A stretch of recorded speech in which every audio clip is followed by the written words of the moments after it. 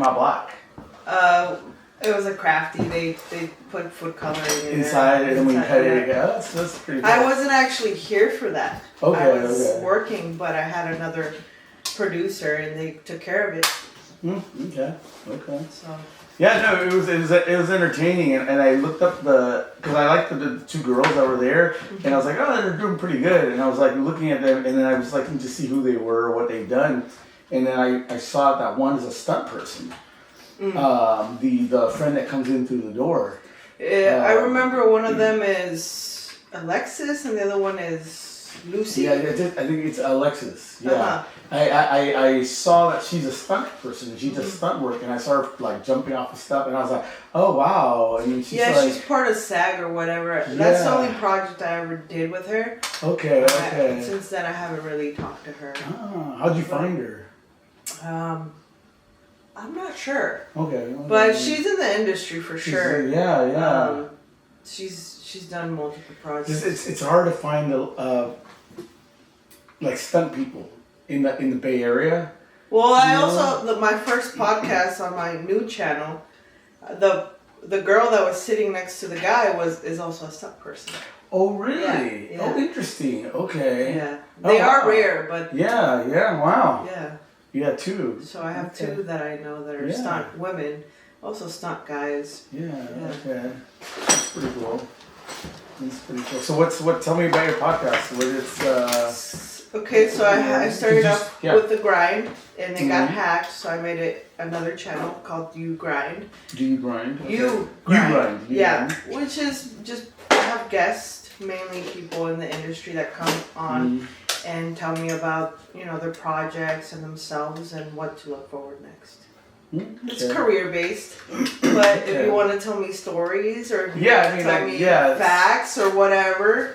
That's cool kind of what I got the vibe from your post. It was more like you just wanted to have this discussion, talk about these different things, and go from there. And I was like, okay, yeah. I mean, one of the things I like to do is I like to conversate about things and just random topics and stuff. So it's cool. Yeah. Me too. You too. But not everybody's open to it.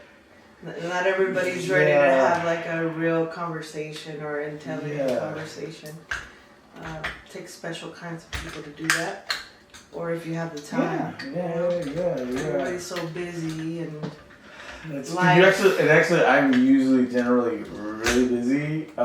Thank you for coming, by the way. But yeah, and I was like, it just worked out. It was just so perfect. I was like, you know what? Let me go do this. And I brought my bicycle. I got Bart, and I didn't want to drive over, so. You're from SF? I'm from Daly City.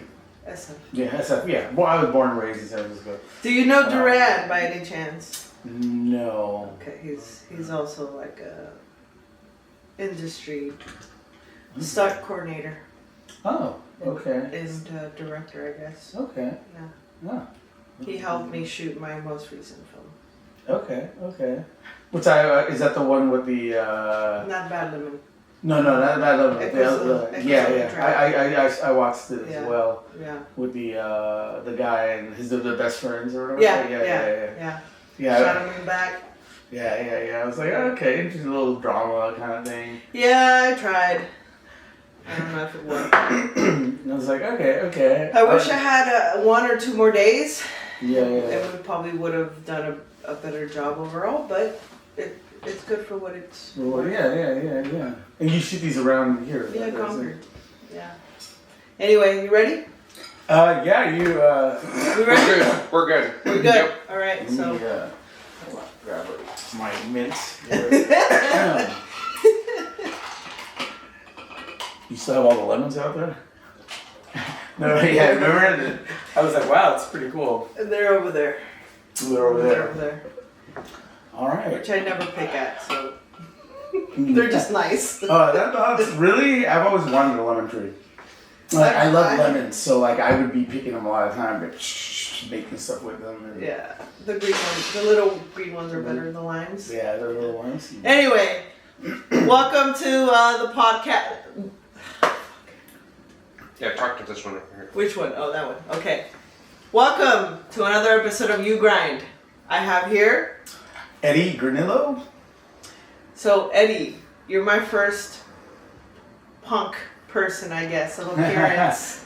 Okay. You would call it punk or goth or what? Yeah, I don't know. I like punk, but I'm definitely a heavy metal kind of rocker. There you go. I'm sorry. Heavy metal guest here. Yes. Impressive. Thank Very you. impressive. I don't really talk to heavy metal people. Okay. Not that I judge. I don't judge. Anyway, tell me a little bit about yourself. Well, I am a San Francisco native, born and raised, and I spent most of my life in the Bay Area, bouncing between Daly City and San Francisco. Daly City is San Francisco. Yes, it is pretty much so. And actually, I live on the border of Colma, which is all cemeteries. I heard So, about that. I yeah. know my friend works at the Home Depot over there. Oh yeah, okay. I haven't good. actually been to that Home Depot, but he says it's a cemetery. Yeah, like behind the Home Depot, there's a view, and there's like a giant tombstone thing, and a field, and you see the cemeteries. You just Have see you ever them gone there. there? Have you Yeah, ever experienced any? I have paranormal? actually. I have.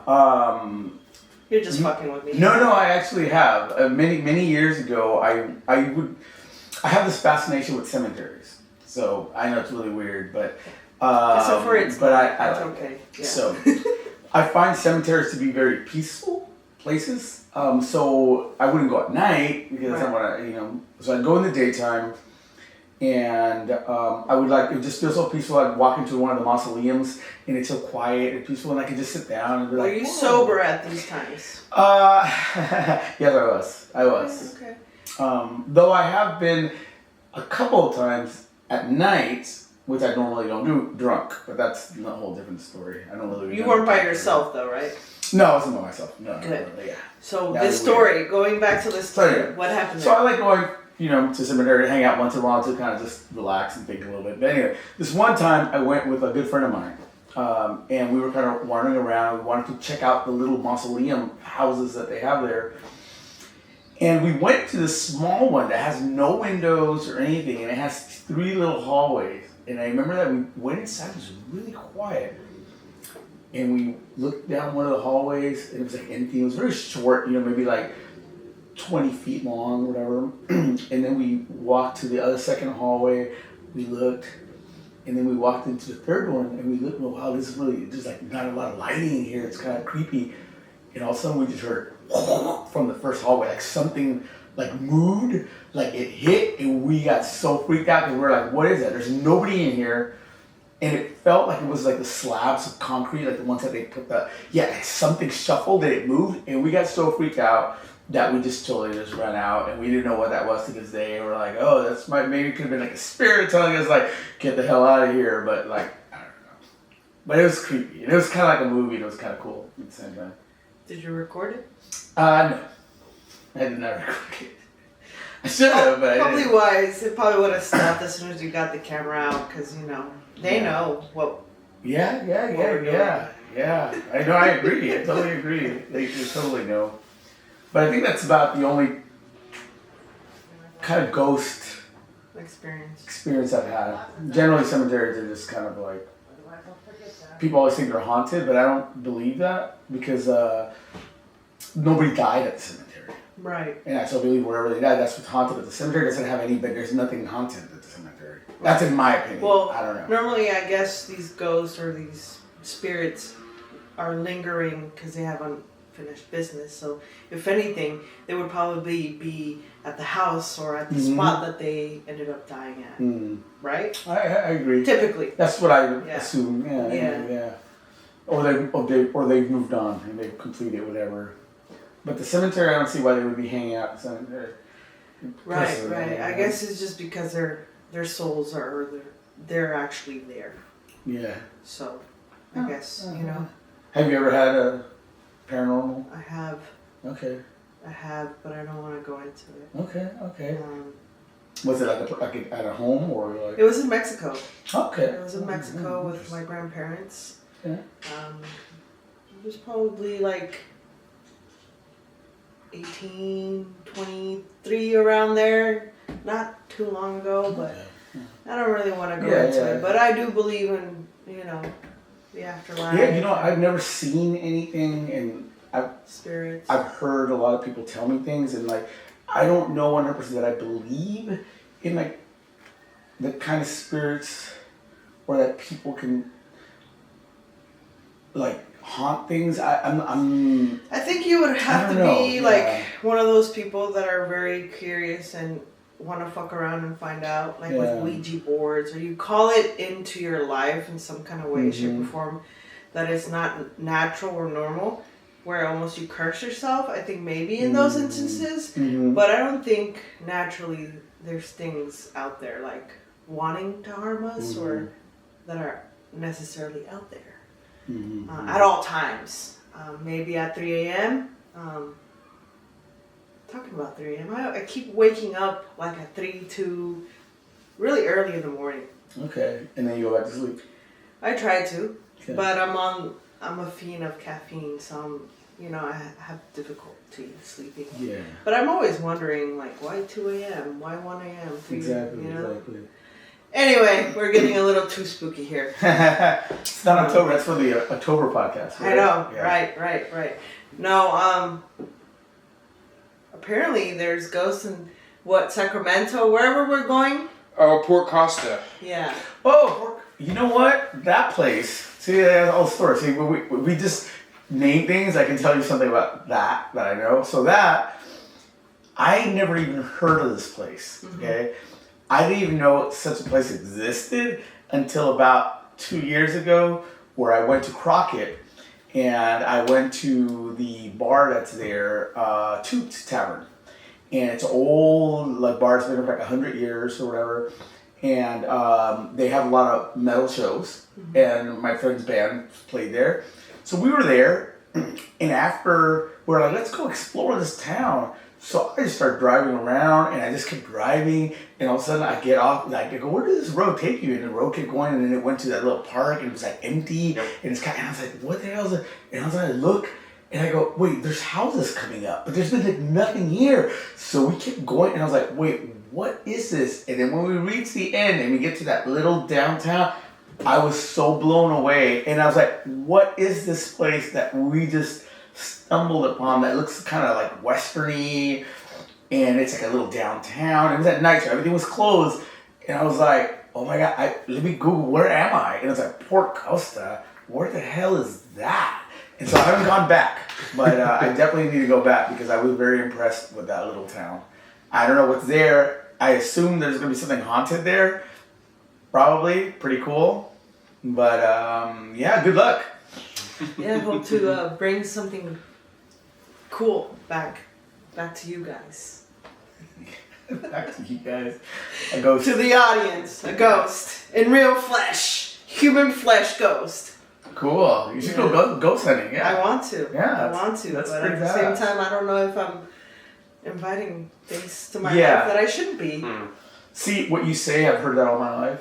And about the invitation, about like getting so involved in things, and like even though I'm skeptical because I've never seen one, doesn't mean that I'm gonna because I'm skeptical. It doesn't mean I don't believe. I just don't know. Right. But I wouldn't want if I know that if it does exist, you could invite it, or I wouldn't want to mess with that kind of stuff like I did personally. Yeah. You know, it's like why? But I'm still gonna do it because I'm playing metal. But you know what? We had cameras and we were all together, and I'd be like, all right, let's go. By myself, I don't know, but no, never alone. Anyway, going back to you. Who are you? So, I am a filmmaker from the Bay Area. I've been working in film for a long time. Indie, or are you part of SAG? Indie. I'm an indie filmmaker. I have my own company. Oh, shit. And we've being from the Bay Area, our company focuses a lot on like corporate industrial kind of shoots. That's kind of like my bread and butter.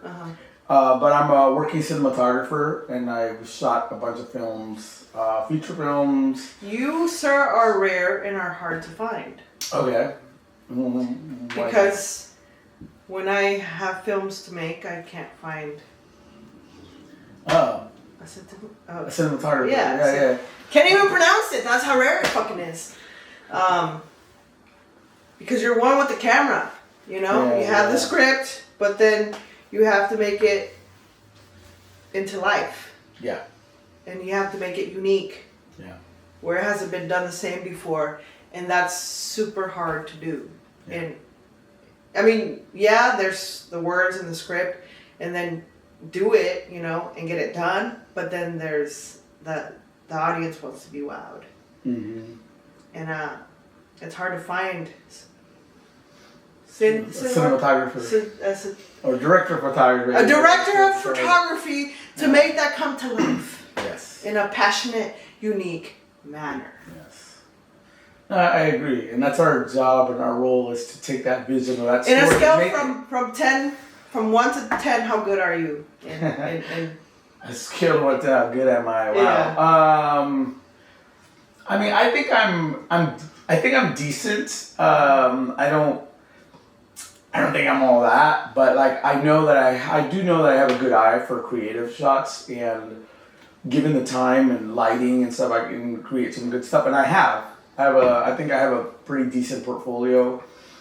What are you most proud of? What project? That I'm most proud of? Actually, one of my favorite projects probably was a music video I shot about 5 years ago for a Japanese heavy metal band from Japan, but we shot it in San Francisco. Mm-hmm. And my friend owns a Victorian house. Mm-hmm. And so we did a spooky story that went along with the lyrics of the song, and basically it was we shot it, we edited and colored it in black and white, but we made it very kind of foggy like and kind of blurry a little bit.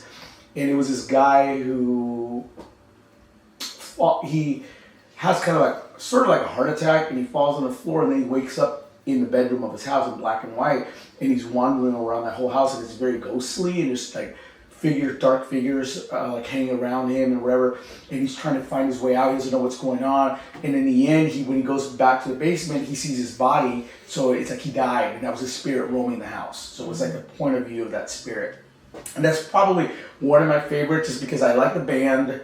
I got to shoot with people like that I know very well, and we did something very creative, and then still to this day when I look at it, I'm like, oh, this is pretty cool. It's a cool little story. So you seem to love the death a lot. Oh wow! I never thought about that. Have you, or do you have somebody in your life that passed away? No. No. I mean, my grandma passed away about 8 years ago, but that was the only person from our family that had died. Like so you still have your parents? It's not my parents. Yeah, everybody. Yeah. Everybody's pretty healthy, and yeah, and she was already like 88, and she was actually hit by a car. So it was a hit and run. Oh, fuck. From a drunk driver, and how do you know they were drunk if they ran? Oh, because eventually they got caught.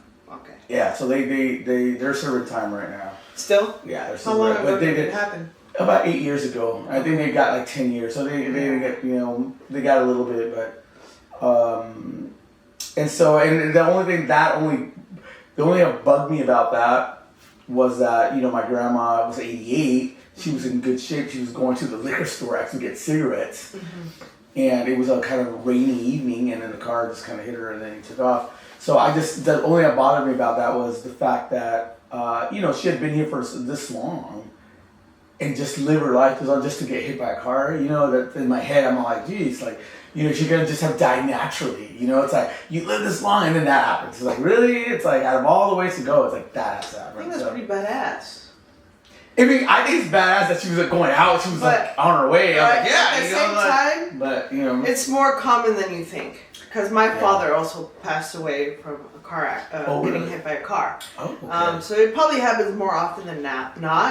But it's still like dying sucks. So whether you naturally or you did it yourself or somebody caused it, it sucks either way.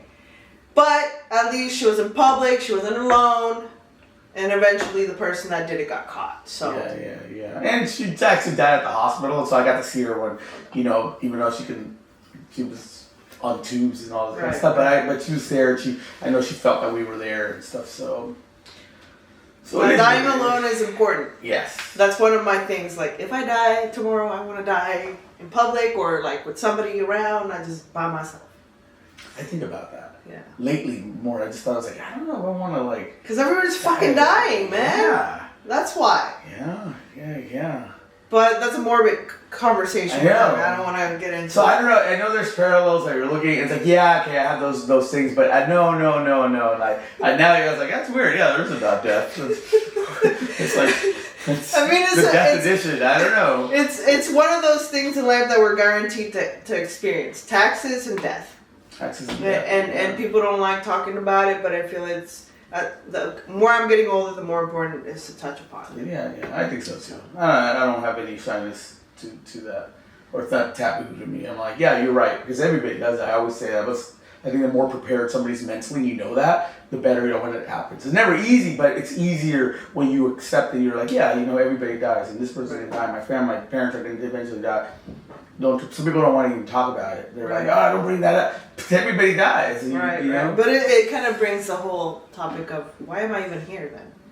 Yeah. I didn't choose to be here, and then I don't choose to die. So what the fuck? Yeah. Are we ever really free? Right.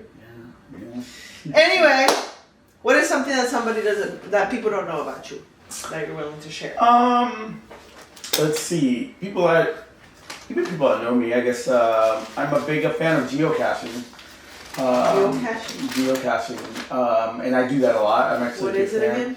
So basically, geocaching is the name given to this kind of game that's the world's biggest treasure hunting game. Oh yeah, okay, and they put it like something random in a tree or like on the freeway, and then you find it. And you find it. So it sounds familiar. So there's an app called the Geocache app, and you just get it. Pretty much, it's like a Google Maps. It's like it shows you where you're at, and it'll show you where there's geocaches in the area, and then you just go to those spots, and then they give you like a hint, and then you kind of have to try to look for it. And sometimes they're super camouflaged, super hidden. You can be there for like an hour. Sometimes you just find them really, really easy. Sign your name. They have like a little log inside, and sometimes they have trinkets and things that you can exchange.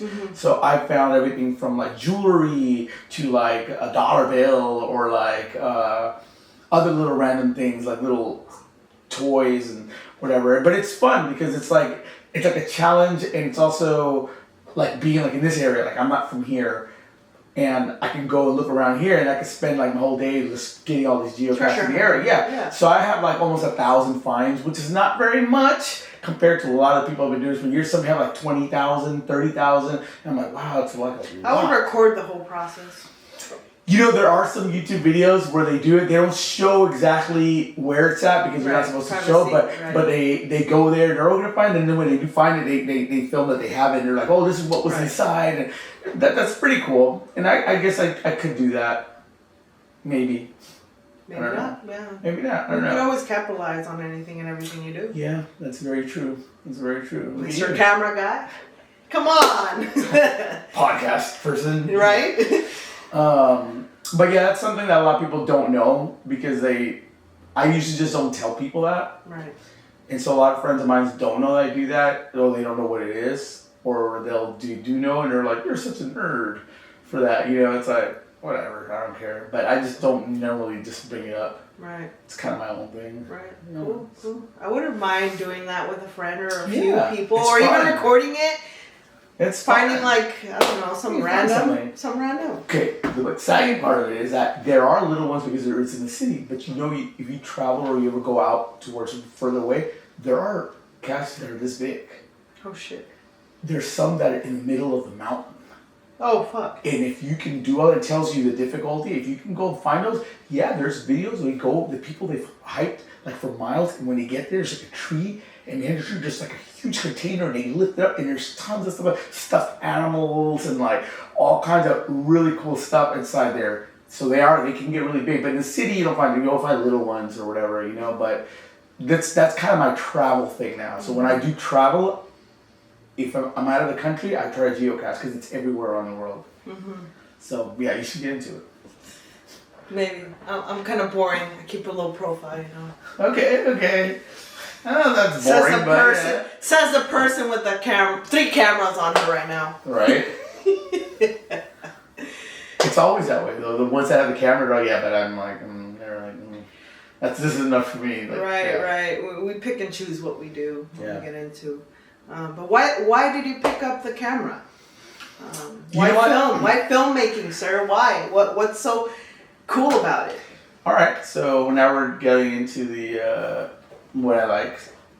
It's not death, by the way. It's not death. But I since I was little, I was exposed to movies a lot, and I remember my grandma actually taking me to the movie theater when I was a baby, and I remember that's an earliest. A baby.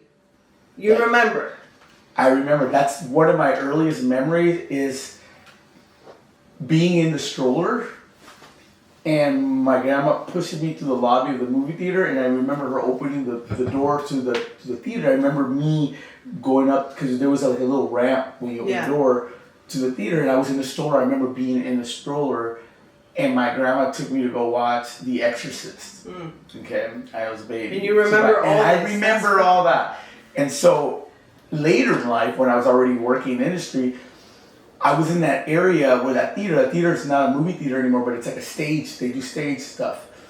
And I was with this other filmmaker, and he goes, oh, let me go look in this place because there's like a stage, and we're looking for a location with the stage. I was like, okay. I was like, oh, wow, this theater. And you know, I went to this theater with my grandma when I was a baby, and when we walked in, I hadn't been there since I was a baby. Everything came back. I saw my memory of the ramp when you open the doors into where there's now the stage. It was all exactly what I remember. I was like, wow, that was correct. Everything that I remember as a baby was the same layout now as an adult. And I was like, wow, that's so it was like so a cool. foreshadow of your life. Yes. Yeah. So films has been a big part of my life. I'm a big film buff. I love movies. And I've always wanted to make movies. And when I was, in junior high school and high school, I used to get the video camera and then shoot stuff and make my own little short films. So you self-taught, or did you go to film school? No, I went to film school. I went to City College, San Francisco. I did their film program there. I had done some classes at SF State and stuff. Well, tell me what is the most funnest experience being in film school or these courses? Or hardest, it doesn't matter. Yeah. Kind of walk me through a day of being a film student. Well, there's that. I'll tell you one thing that like having like a first class. Like let's say you're starting college and you have this first class, and then you're sitting there and you feel like you're finally gonna learn something that you really want to learn officially. That's a cool feeling. Like, oh wow, we're here. And the teacher starts talking about, 16mm film and like editing techniques, and like he's showing you how things work, and you're like, whoa, because you can see some of this and see it on videos, or you can like read in a book or whatever. But to be in a class where they're starting to talk to you and you can ask questions, it's really pretty cool because it makes you feel like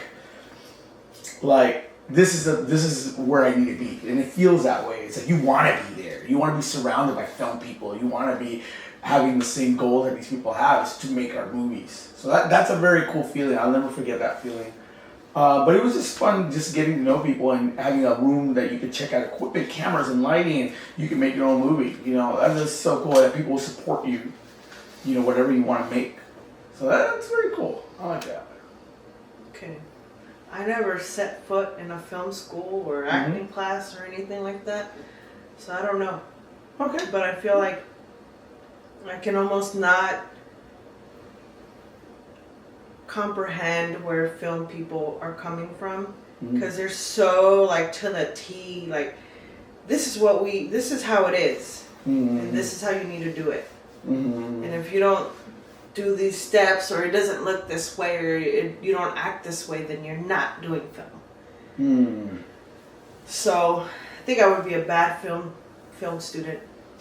Okay. Honestly. Okay. Because I would be so stubborn, and I'll question the professor, be like, no, why? I want to do it this way, my way or the highway, kind of thing. Yeah. Because I'm already so like stubborn in my head. Yeah.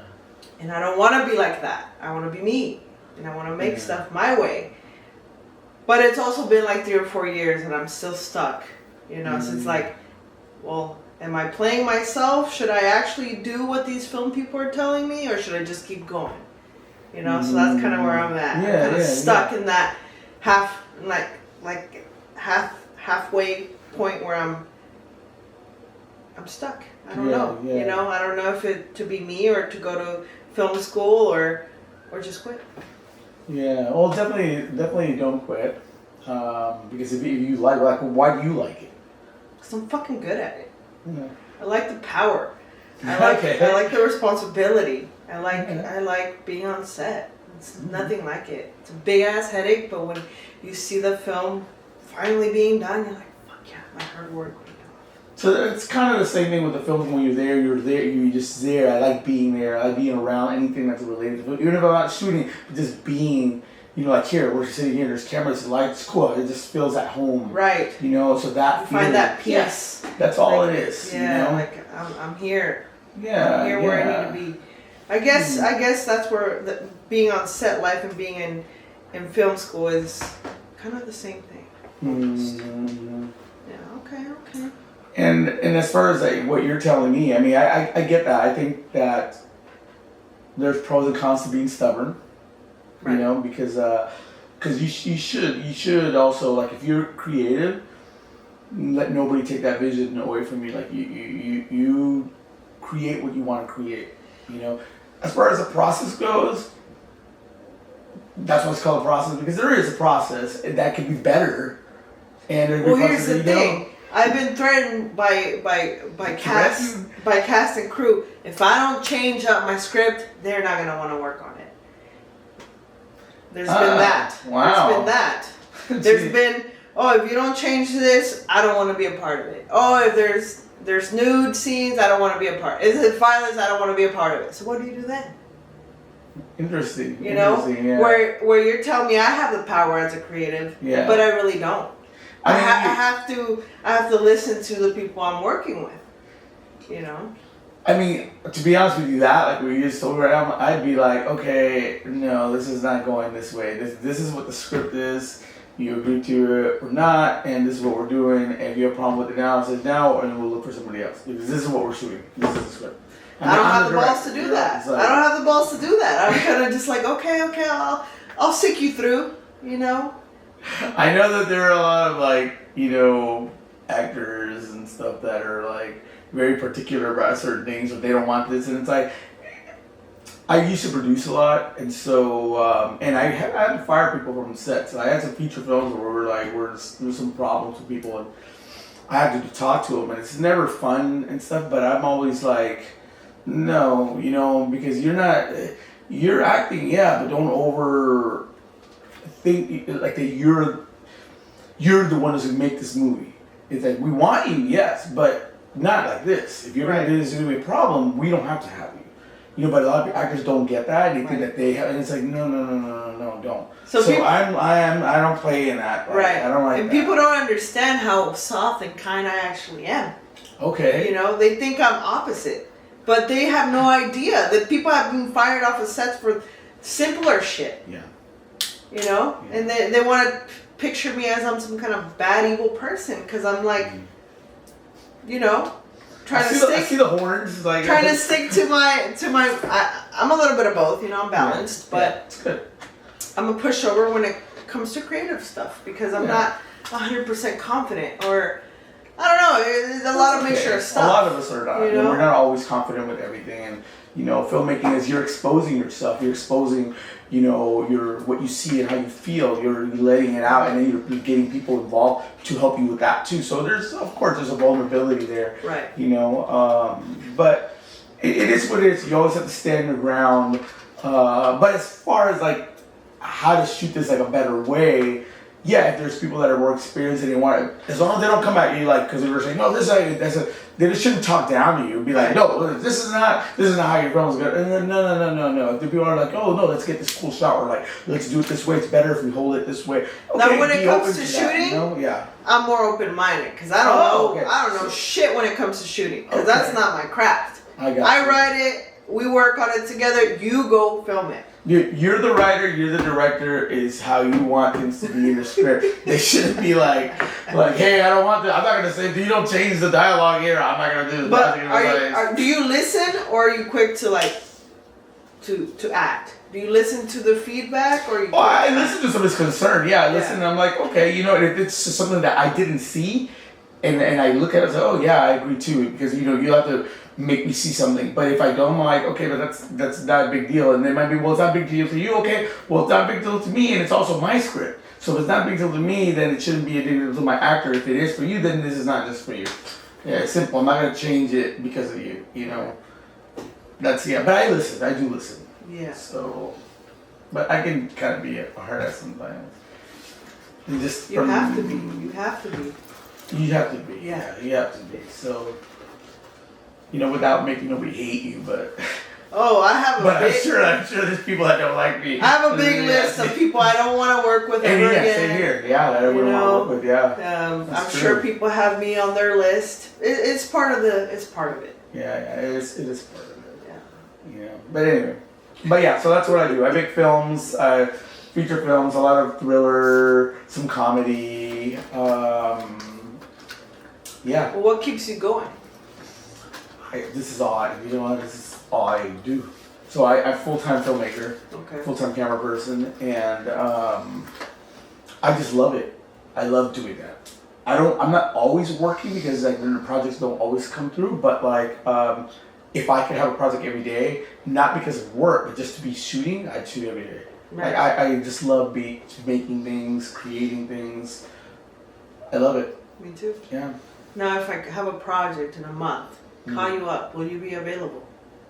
Maybe, yeah, maybe we can definitely. I mean, I do have a couple films coming up. Like I'm shooting a film in Half Moon Bay in April, for like a week or something, and then I just got hired to shoot next month a short film with an actor who was in like Good Will Hunting and that show Oz or whatever. I forgot his name, but he's supposed to be like the lead star in this movie.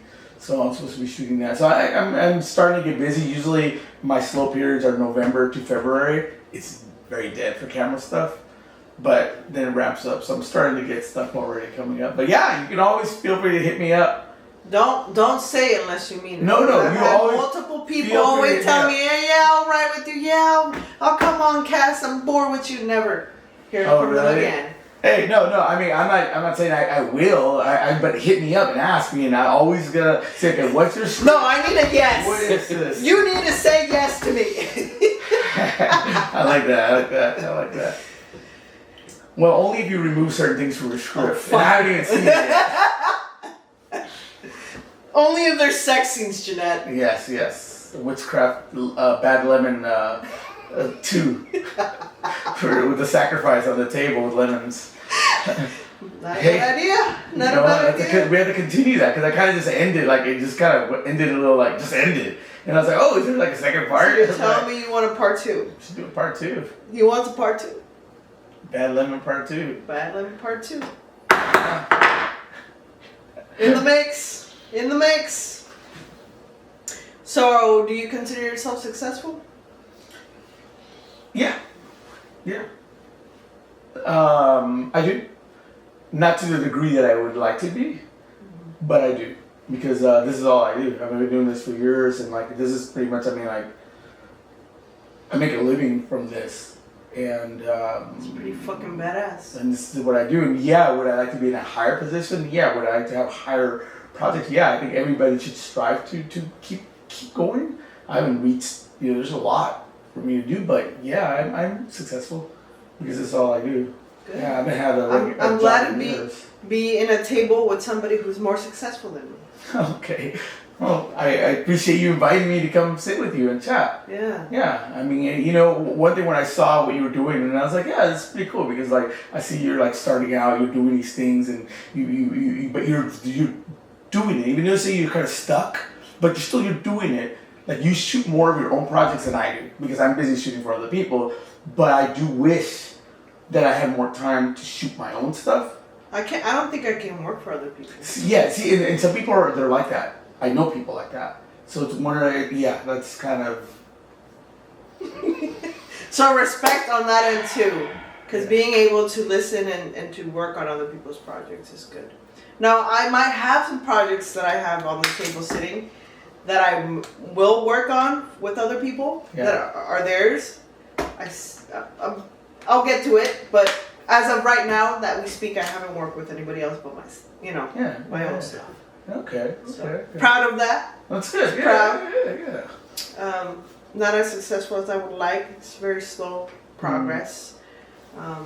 But when you start off, like you said, because I'm in it 4 years. To me, that's a long ass time. Okay. Yeah. In the industry of everything, that's a baby. Yeah. So. Yeah. You still got. There's a lot of time. It's that the 4 years is nothing. And every day I want to fucking quit. Every day. Every day. Well, it sounds to me like you're a very passionate person, though. I am. You're very passionate, and I get that. You can get frustrating. I get that. But the creating is not the hard part. Mm-hmm. It's the people. It's the dealing with the different scheduling and the different personalities and the different needs. Yeah, it's the collaborative part of it. Mm-hmm. Yeah, and it is, and it is what it is. Yeah, but you know what? Embrace it, because with all this AI stuff, like I don't know how long we're all any filmmaker really gonna exist at some point. They're missing the human aspect of it. Yeah, the that's emotional true. aspect. That's true. So I don't think they'll ever fully replace us 100%. Mm. But we should always be watching out, though. Yeah. I mean, there's just a lot of things that it's. Are you for AI or against AI, actually?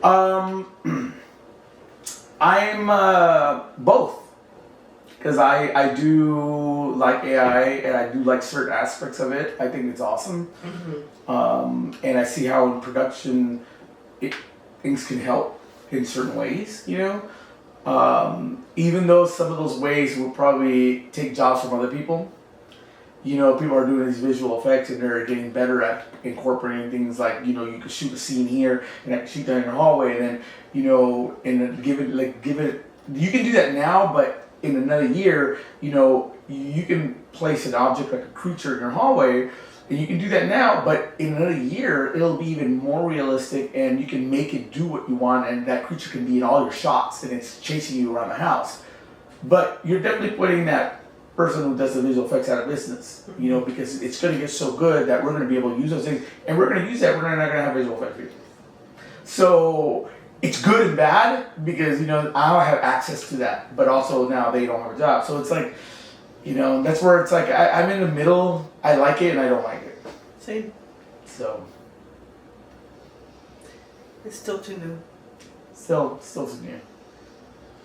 But it's crazy how some of the stuff looks so cool, and I'm like, wow. But I'm like, wow. At the same time, I'm like, geez. Is there a secret ritual that you do before you film or while you film? Is there like a good luck charm, person that you have, people you like to work with, people you don't like to work with, a process you like, you don't like? I don't have any sort of ritual, but I do have people I do like to work with. I have I have my kind of crew. Like I have a gaffer. Like she does a lot of lighting for me. Not on every project, but if the project has money, we can bring her on board, she'll do it. But I like her because she knows all my gear. And then I have another person that's one of my best friends, and I was her mentor. And she moved from here to LA, and she's been doing winning a lot of awards for a lot of her short films. And she graduated from SF State in film, but she was already working in film even before that. And so she's a good camera person. She's a good cinematographer on her own now. That's what she does. And you helped her get to that level. And I was a person I think I would like to believe that I did. Yes, but because she shot with me a lot even before she went to state. And then now she's done so well. She's very talented. And she even hired me for this feature film that she got chosen to be the cinematographer, director of photography. It was her first feature, and she got hired. She hired me as her assistant camera. See, that's more impressive to me. That tells me that you're more successful than any of your projects. Is when you mentor people or you help people get to the next level. That speaks more volume than, I would say, even your work. Is how you treat I appreciate people. that. Yeah. That's important to me. Yeah. So one of my big things is if people walk out of here networking or learning or growing, or I help them get to the next step, that's how I know I'm doing what I'm supposed to be in the industry. That's how I see it. That's good. That's actually very, very good. That's very good. And yeah, I mean, I don't think about too much like that, because some people are like, oh yeah, they kind of brag it out. Like I don't really think about too much. But like I said, I would like to believe so that I did have some hand in her success, and yeah, we're still more to friends come. today. More and more to come. Yeah. So. But like you said, keep it on the DL, and then we'll be good. Because it's not a bragging thing. It's more of a like a pat in the shoulder. Yeah. You know what I mean? Yeah. I should. Okay. Yeah. Good job, Eddie. Yeah. Yeah. It's about giving back and embracing. Yeah. And I like that. And that's kind of like, again, one reason I saw what you were doing here. And I was like, you know what? You're having a hard time finding people. I can talk, and it'd be fun for me. I don't do this kind of stuff, and I have some time. I was like, all right, let's figure something out. And then I saw what you did. I was like, okay. I was like, all right. Well, you know what? If I can kind of share something, and your viewers will like enjoy it, or we meet now. You know what I'm saying? It's like, yeah, I'm always open for all those things. So it's always a plus. So yeah, you can hit me up in a month and see where I'm at, but we definitely can stay in touch. Yeah. And so I'm still gonna want to see what you're doing. I need a mentor. Stuff, I need a new mentor. You I need a mentor, mentor. yeah. So Oh, yeah, there you not go. a new mentor. I don't have one, but I need a mentor. And you're it, Eddie. There you go. Made. Court's in session. All Yes. I am obsessed with the law now. right. All right. I love it. Because of series of events in my life that happened. Okay. Yeah. Everything has a story behind it. It does. Have you ever been arrested? Oh, thank God, no. Okay. Almost. Oh, really? Almost. Actually, okay. in Echoes of Betrayal, we almost got arrested. Oh, okay. For what? Is it Pew, pew, pew. Oh. Right next to the bank. Oh, get out of here. Yeah. Really? Yeah. Oh, We wow. called Concord, and you see I live in the borderline of Pleasant Hill and Concord, Yeah. and we were near my house, like 5 minutes walking distance, but we were in Pleasant Hill, and the Pleasant Hill police came, that somebody called them that somebody had a gun right next to the bank, and they feared their life, so we almost got arrested. But no, damn. luckily not arrested. Oh, wow. Well, how'd you get away with that? Jason, the cameraman. Wow. No, the person that had the prop guns left, thank God, and we just apologized, and they're like, next time you need to have a safety crew and all that. That's a good story, though. That's a good Crowd story. control. Crowd control, yeah. So that On people our would know. small little set. Yeah. Sorry, officer. Yeah. Guy's all blood, like a sword, and it's like, what? It's like, I love it. It was an honest mistake. Yeah. But hopefully, moving forward, whenever we do projects, I'll have more help, and we'll get the what are they called? Permits. The permits Yeah. and the proper attire of people, and it'll be lovely. Now that when I'm writing a script, I'm not gonna mention any violence, any guns, just to keep it safe. Yeah. That's cool. It's good. Good old Concord and Pleasant Hill. What I want. Hey, it could have been worse, actually. I know. You don't know, really could, especially with nowadays, and then somebody's calling about a gun, and like it totally could have been like all bad, but like that's good that it was okay. Any crazy stories from set? From set. You know what? Not really. Not really. More like typical stuff, like filmmaking, stupid stuff, like permitting and but nothing like that's a good story. I don't think there's anything that was like that kind of thing. Any almost deaths on set? No. Too almost safe. Oh man. Yeah, no. Here's the thing. I'm a little crazy when it comes to like shooting and stuff with my camera and stuff. Like I'm like, let's get the shot. Like I'm down.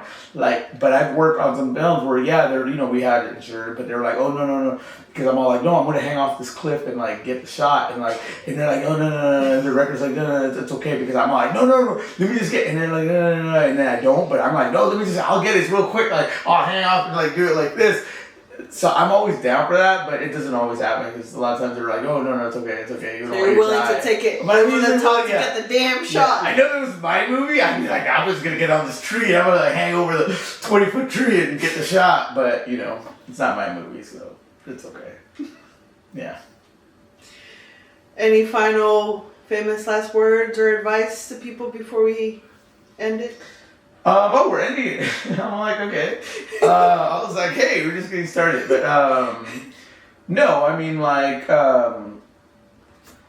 we didn't even get to talk about UFOs and, like, but that's for the second part. Well, we talked about ghosts. I think UFOs ghosts, was an overkill. You know what I do wonder, though? If aliens have spirits. Because if we believe that there's spirits, that means that an alien would have to have a spirit as well.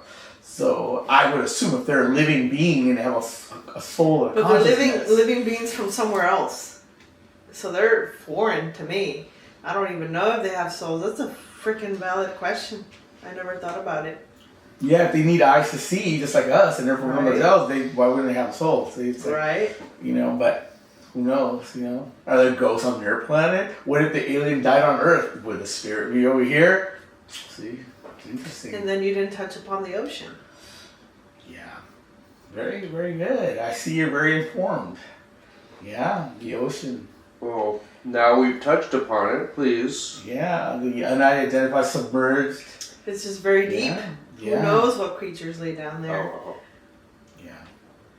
There's talk about the alien bases in our waters, under the water, and I probably shouldn't say this, talk about this, but yeah, I mean, I know somebody that was former military, and they were out in the water, and their friends saw a bunch of lights lighting up underneath the water, and they were like, "What is that?" Because they didn't know what it was. What were they doing in the water? They were on a mission going to Afghanistan. Mm. And they were on a Navy ship or whatever, and the guy brought my friend down. He goes, look, and it was this is what we've been seeing lately. Like there's just whatever it is under this water, and they light up, and they're moving, and it was like super. He said it was like this green light, and it was like lighting up certain sections. It would move and shift, and then they didn't know what it was, and like they knew about it. Green lights, you said? Like green lights, yeah. And they knew, the Navy knew, but they couldn't see what was there. And they told just ignore it. Mm. Yeah, very interesting. And now I hear a lot about that lights and underwater. Is this a good friend? Is this a legitimate source? Yeah. He's a good friend. Yeah. Came in conversations. Oh, because I when I meet somebody who's military, the first thing I go, they're like, what do you know about UFOs? Or like, have you ever had experience? And so I ask people that because I'm very nosy about UFOs and military people. Like, what do you know? Tell me. And it's funny. A lot of them do have some stories. They just they don't ask them. Yeah, I wouldn't connect military with.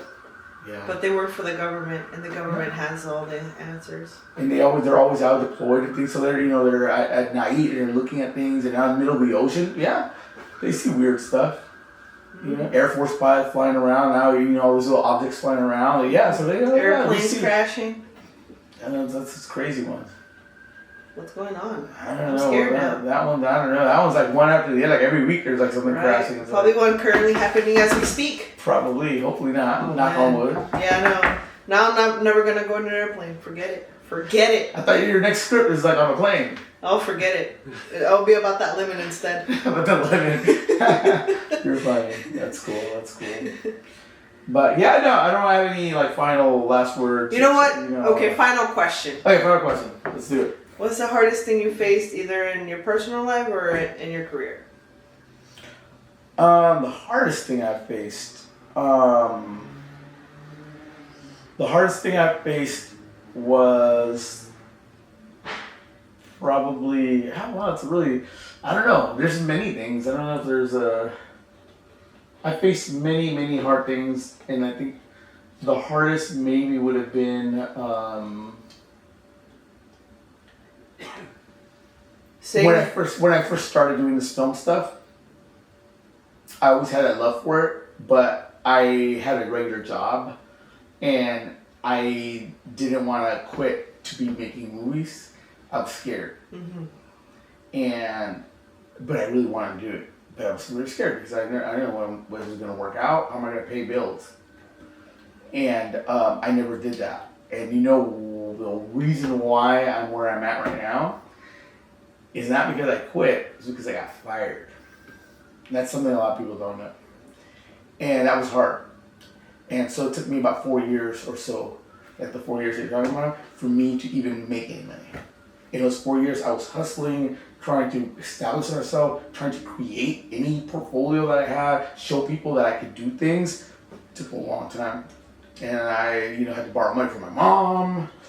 I had to do a lot of those kind of things. I had to do stupid other kind of side gigs. So it was pretty hard. And but I never gave up. And I knew that this is what I wanted to do. And so here I am. But that was a very hard thing. It was getting fired to take you to the next level. Yes, to getting fired. That's sometimes the case. Yeah. You need that. I'm glad I got fired. If I didn't, who knows? I probably wouldn't be where I'm at. Yeah, exactly. Sometimes Earth has a way to tell you. No, it does. It does. There's signs, if you pay attention to the signs, you'll get an answer. You'll get an answer. Maybe not the one you want, but the answer's out there. Yeah, I believe that. It's very good. It's a cosmic thing. Yeah. It sucks, but everything happens for a reason. Everything happens for a reason, yeah. I agree with that 100%. So where can these audience find you? So, you can find me in the San Francisco Bay Area, wandering around, shooting stuff. Don't ask for an autograph. He will not sign it. I also DJ, by the way, twice a month. So 2 times a month. It's a side thing I did since the pandemic. I DJ heavy metal music in San Francisco. You DJ, like... Yeah, I DJ, heavy metal music for 6 hours. Is that possible? Yeah. I mean, I don't like, it's not like I'm mixing the two all the time and mixing what stuff. The hell, yeah, bro? no, but yeah. You can literally DJ anything at this point? Yeah, pretty much. Okay. Yeah, so I DJ in San Francisco. You can find me. What club? In the, it's actually at a bar called Delirium. Oh, sure. It's on 16th Street in San Francisco, and I'm there like twice a month for a heavy metal night. It's on their calendar, so you can find it easily. What's your DJ name? DJ Kept One. Kept One. Yeah, Kept One. And I'm on like Instagram. A UFO name. It does, yeah, exactly. Keeping the secrets. But yeah, so you can find me there. And any other random fact that you do? Random fact that I have like a lot of weird things. Like you DJ, you do DP work. I geocache. I go to cemeteries. We need to work on that cemetery thing. Actually, you know what? I just finished a script, my own, and it's in the cemetery. And I just thought about that. Yeah. Shocking! We have something that we love about the death, I guess. So it's like it's like a 20-page script. Some goth girl lives near the cemetery, and the rest that's all. To find out. Yeah, the rest need to find out. You don't want to tell all your secrets. But I have that. This goth girl better not ask. Oh, you have to delete that or change that because I will not be on your set then. Exactly. That's why I have very minimal dialogue for her. I don't want to hear any complaints. Sip it. Sip it. Anyways, thank you for watching. Subscribe and find Mr. Eddie Edward. Yes. In the streets of San Francisco DJing your favorite rock music. Heavy metal. Heavy metal music. I didn't even know you could DJ. Yeah. You could DJ heavy metal stuff. The more you learn. The more you learn. Yeah. It's crazy. Oh, thank you. No problem. Yeah. No problem. It's cool. So you're a corporate DP. That's my day job. It's mostly what I shoot. That's Still really fucking badass. Yeah, I mean, Regardless, like, what the hell? I do interviews and stuff like that. So I have a reel, like a portfolio reel. It's just corporate, and then I have a portfolio reel of music videos, and then I have a portfolio reel of my film work. I keep them separate. And then you Do have you another have a one. company? Yeah. He said that. Yeah. He works for a company. No, but No, I have my own company. your Oh. what's your Your production own company company. called? It's Kept One Media for all the corporate stuff. Kept One Films. I kept using the Kept One. This is easy to remember. The Kept One Films. It's what I do a lot of my film work from. Cool. Yeah. But Kept One Media is what, a lot of the corporate stuff. Kept One is your DJ name as well, right? DJ Kept One. I'm on Instagram with that name. Kept One Player. Kept One Player. I got the name from, I used to tag. I used to be a graffiti guy when I was like a teenager. So that's where the Kept One came from. When I was trying to think of what I could name things in. I was like, oh, let's just use Kept One. You have a Venmo?